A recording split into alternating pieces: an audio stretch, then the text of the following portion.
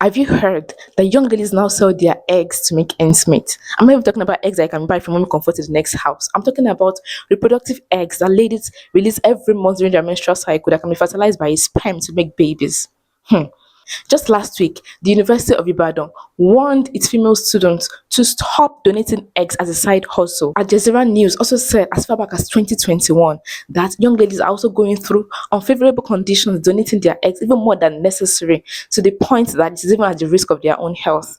This is so concerning, and if you're as concerned as I am, you want to be sure that you watch this video to the end. Stay tuned. By the way, my name is Neema. You can call me Idera. I'm a medical laboratory scientist, and this is my channel. Welcome. Come closer. Have you hit that subscribe button? Have you done it? Well, I'm waiting. Now that you've done it, thank you very much. Let's dive in.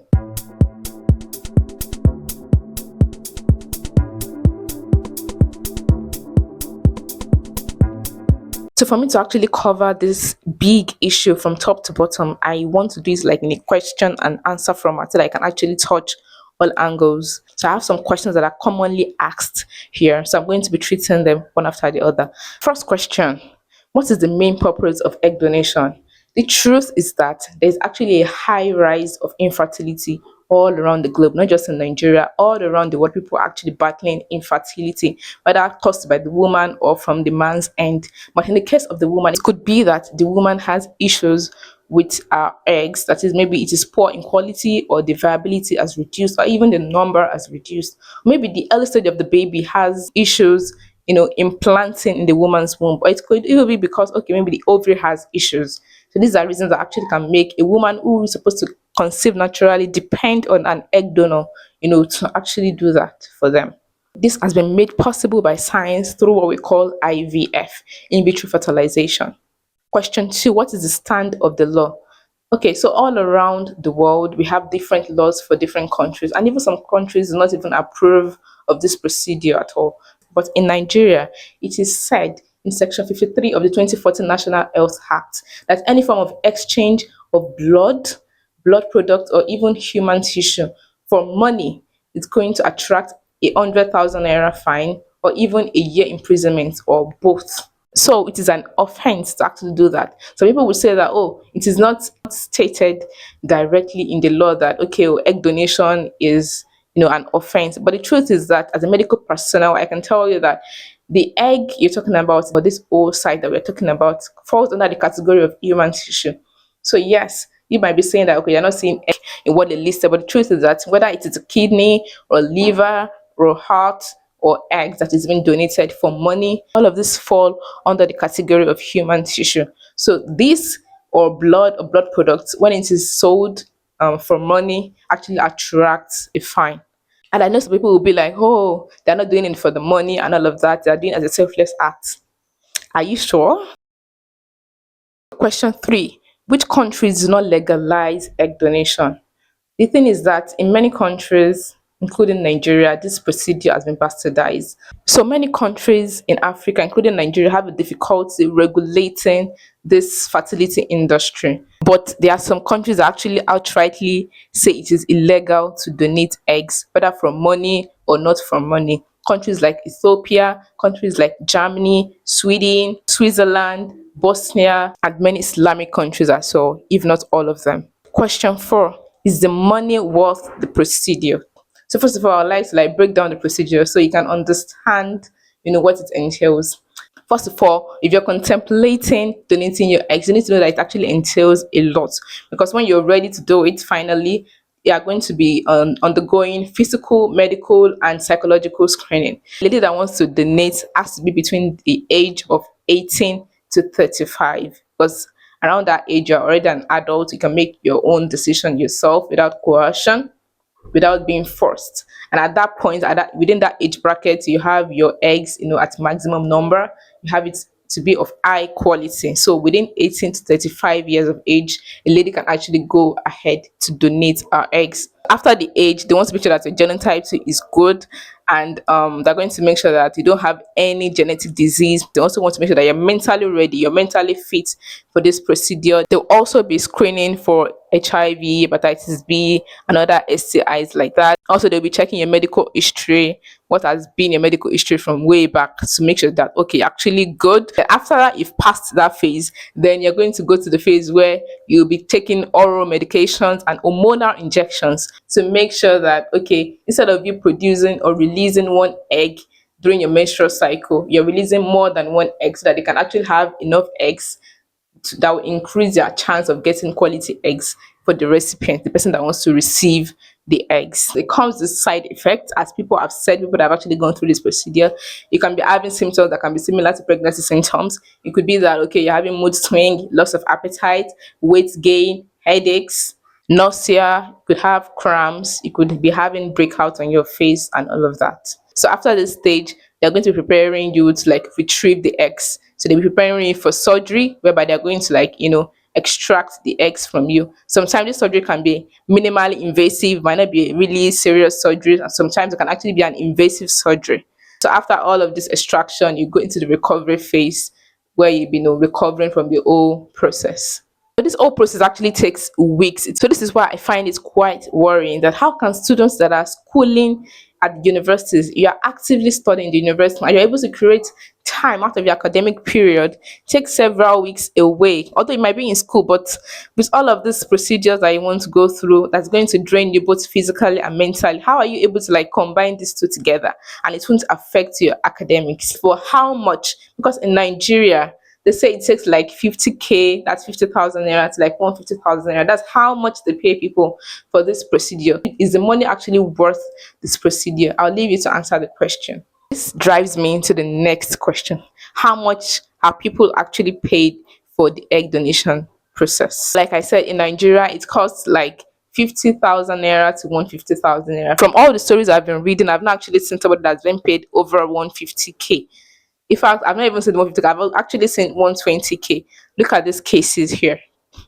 While in the UK, people are earning £750 to up to like £985, and in the US, they earn like $5,000 up to $15,000. Let me focus on Nigeria. In Nigeria, you're being paid 50,000 naira to 150,000 naira. I'd like you to answer this question. Is this one actually worth the procedure you'll be facing, considering that it might have side effects that may last the rest of your life? For example, some people actually experience early menopause. It is not actually confirmed yet that some people may have ovarian cancer later in future, but it's been suggested that there is a risk of having ovarian cancer. Is this what you can actually live with? Are you ready to live the rest of your life knowing that okay, you were trying to make a living with 50,000 naira or 150,000 naira, and then later regret in future that oh, I shouldn't have done this? Because look at this comment. So how much are you going to earn that will actually help you to sort your financial burden? Because for real, you can only donate 6 times. The maximum number you can donate your eggs, is 6 times. It's even 3 to 6 times. By the time you do it at the sixth time, that's all. You can no longer donate. So let's say you earn 50K or even 100K per cycle, and you do 6 times, that's 600,000 naira. How will that even solve your problem? Would that even solve your problem really? Will it? I think I want you to answer that question for me. I know you're trying to save, a couple who are actually looking for children. I know, I know. But at the same time, you need to weigh your options and know what you're going into. Also know that you have limited number of eggs. It does not refill. Once you've donated some, that's gone.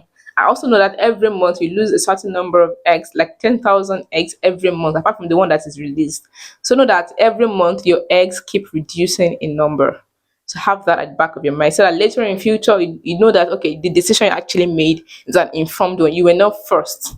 And that takes me to the next question. Should egg donation be a business? I don't even know what to say, yes or no. But honestly, I have a big issue with fertility clinics and fertility agencies exploiting people in the name of business. Because tell me how a fertility agency or a clinic would be recruiting underage girls. For example, I heard of a story where they even recruited a 16-year-old girl, a secondary school child, that's going to school for this procedure.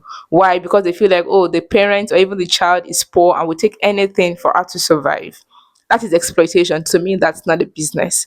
I also have issues with them like recruiting people and even doing referrals, whereby they'll be telling people that have done this successfully with them. They'll tell them, oh, if you can bring two more persons, like maybe two more of your friends, they're going to give you 20,000 naira per person.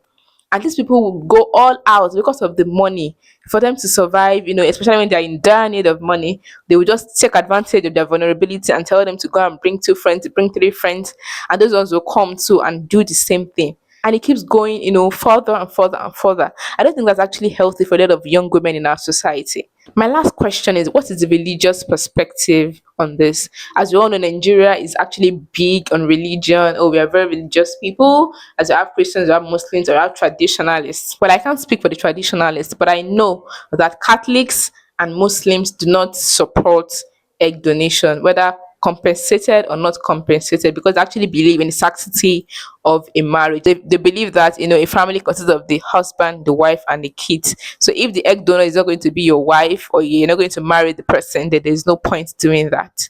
So Catholics and Muslims do not support it, and that explains why a lot of Muslim countries do not support or legalize the procedure. So if you're a Muslim or you're a Catholic, you want to think twice about this procedure before going for it. If after everything I've said you still feel like, oh, I want to go for this, oh, I want to, you still decide to go ahead with egg donation, just make sure that you're asking the right questions. What is your risk rate?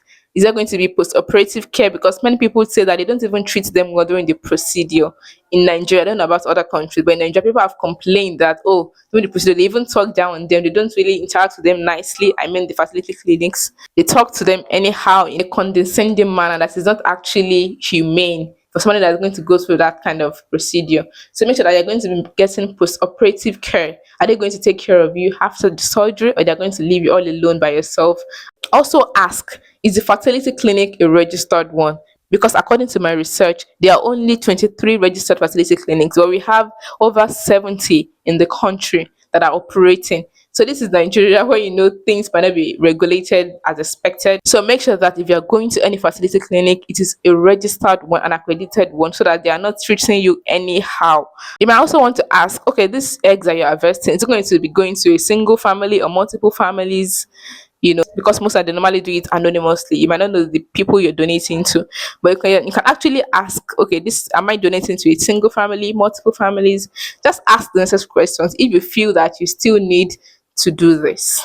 And please shine your eyes or open your eyes. Don't let anybody force you, coerce you. Don't let desperation lead you to doing this. If you must do it, if you must do it, just make sure that you're taking the right decision. So I think I've actually come to the end of this video, and I hope you actually enjoyed and learned a thing or two. If you did, please make sure to hit the subscribe button. Don't forget to do that. Also, like and share my video. A lot of people are going to need this. So we need this awareness to actually help people, especially young women, young ladies, students, and other people alike. Thank you very much. Catch me in my next video. And remember, health is wealth. Bye.